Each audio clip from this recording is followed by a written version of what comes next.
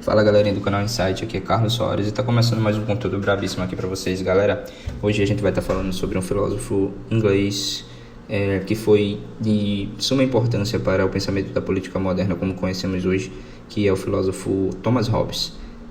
que viveu no ano de 1588 até 1679, e é sobre a sua percepção do estado de natureza que nós vamos falar aqui nesse vídeo. Para começo de conversa, eu preciso esclarecer o que é o contratualismo.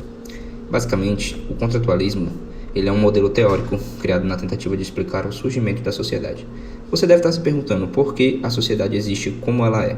como as regras e as imposições, as leis, e como as pessoas simplesmente resolveram abrir a sua absoluta liberdade que elas viviam antes chamado estado de natureza,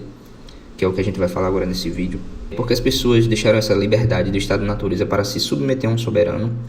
um estatuto, um governo, uma organização. E por que isso aconteceu? O contratualismo é uma teoria política e filosófica que praticamente é baseada na ideia de que é necessário que exista um pacto social, um contrato social entre os homens, regidos por essa espécie de acordo mútuo coletivo, porque basicamente no estado de natureza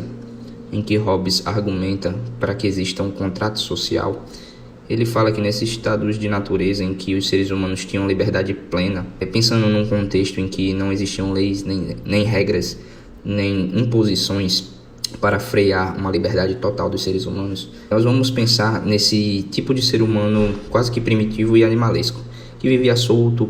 por aí, fazendo o que ele quisesse. Ele podia conquistar tudo, podia se apropriar do que ele tivesse interesse, e não havia nenhum tipo de limite a esse estado de natureza. E na sua obra, Thomas Hobbes, na obra O Leviatã, ele nos informa e nos orienta sobre essa condição do estado de natureza, em que ele diz que o homem é o lobo do próprio homem, ou seja, de forma geral, os homens não são pacíficos,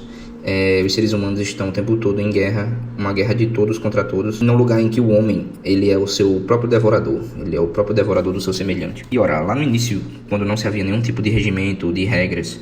o que aconteceu? Se você tinha uma propriedade privada, por exemplo, se você tinha uma casa, uma plantação, uma mulher e filhos, algo de valor, você era totalmente e unicamente responsável por proteger todos, de modos que se aparecesse uma outra pessoa que se interessasse por aquilo que é seu, não havia limite, e essa pessoa, esse estrangeiro, chegaria e simplesmente se apropriaria disso e não tinha quem recorrer. Aí você pode pensar, bom, mas se eu vivesse naquele momento, certamente eu iria ficar muito mais forte, fazer exercícios, ter um preparo físico para lutas, e ninguém mexeria com a minha família. Eu, sendo muito mais forte, eu conseguiria impor minha vontade sobre os demais. Mas Hobbes alerta que isso é uma grande ilusão, porque mesmo se você é uma pessoa forte, habilidosa com lutas de espadas e artes marciais, tem outro sujeito que ainda é fraquinho, mas esse fraquinho ele pode ter uma inteligência, capacidade de fazer articulações e alianças, e o que vai acontecer? Ele vai se juntar com outros homens, de acordo com Hobbes, que também são igualmente fracos,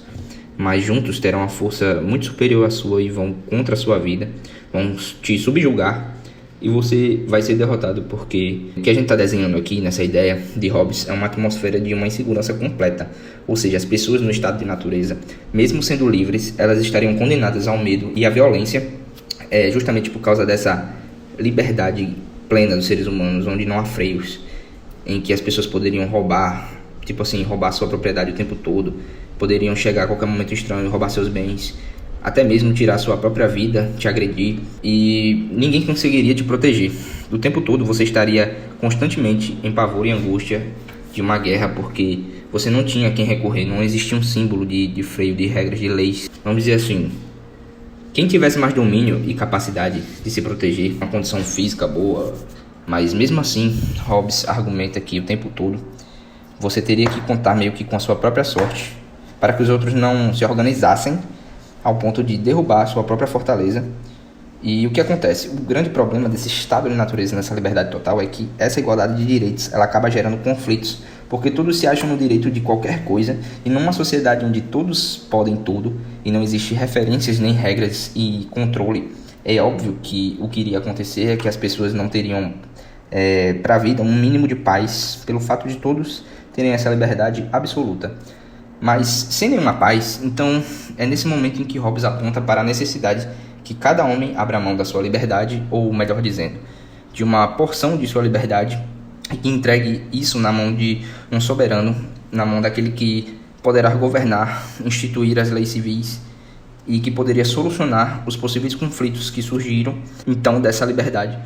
E esse momento onde existe essa organização de acordo com o coletivo, que a gente chamaria de sociedade civil ou Estado civil. Então, nós podemos, a grosso modo,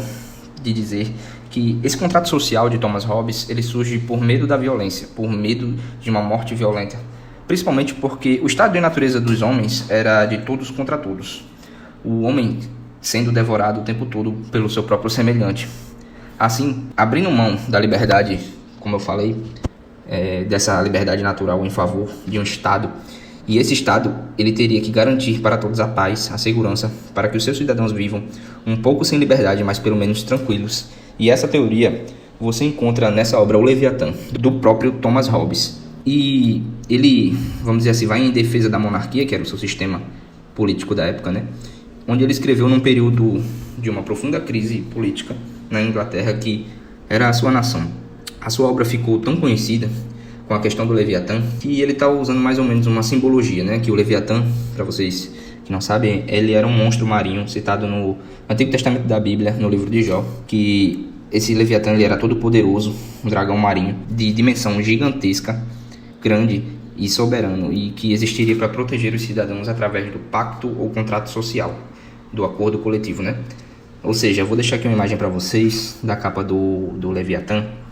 em que retrata bem a capa do livro da obra do Thomas Hobbes, em que você pode ver a dimensão do tamanho do rei em comparação com a cidade. Em uma das suas mãos a espada, que significava a força e o poderio militar, na outra um cetro, meio que alegando sua legitimidade no poder como algo quase que divino pelo clero, e na sua cabeça uma coroa, mostrando que ele está acima de tudo e de todos. E se você reparar, o corpo dele é todo feito de pessoas, visto que dele viria a organização, essa organização estatal, social, e que ele iria garantir a segurança e a paz interna e externa da sociedade. E basicamente é isso, pessoal. Eu vou finalizando por aqui esse vídeo, mas eu peço que, se você tiver gostado desse resumo, você deixa o seu like. Se não for inscrito, se inscreve no canal, se você quer ver mais assuntos como esse, porque eu estou lançando novos vídeos aí toda semana.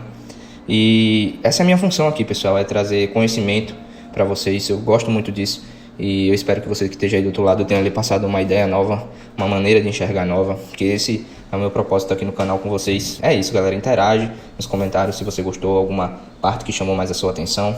Compartilhe esse vídeo. Novamente deixe seu like, porque pelo menos o YouTube vai entender assim que meu trabalho está sendo relevante, e isso vai me incentivar mais a trazer conteúdo para vocês. E é isso, galera, tamo junto, valeu!